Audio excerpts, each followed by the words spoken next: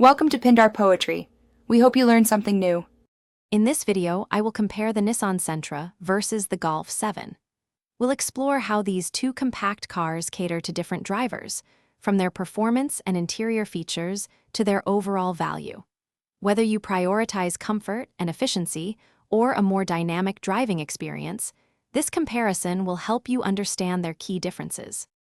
When it comes to performance, the Nissan Sentra usually features a 149 horsepower, 2.0-liter four-cylinder engine paired with a continuously variable transmission, or CVT. This setup prioritizes smooth, efficient daily driving. The Golf 7, however, offers a wider range of engine options, including turbocharged petrol and diesel engines, with some variants like the GTI and R providing significantly more horsepower and a more engaging driving feel. The Golf 7 is often praised for its sharper handling and more responsive steering. Inside, the Nissan Sentra focuses on comfort and practicality, offering generous space with 43.8 inches of front legroom and 14.3 cubic feet of trunk space. It includes standard features like a 7-inch touchscreen, Apple CarPlay, and Android Auto. The Golf 7, on the other hand, is known for its premium interior, featuring soft-touch materials and a well-laid-out dashboard.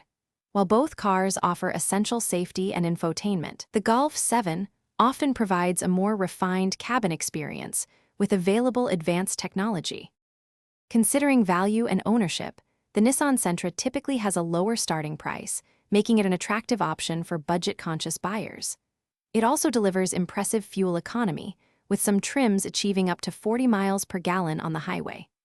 The Golf 7, while potentially having a higher initial cost, is often recognized for its strong build quality and may offer better resale value in certain markets. Both vehicles offer competitive ownership costs, but their strengths lie in different areas. Thanks for watching. Consider subscribing if we helped you.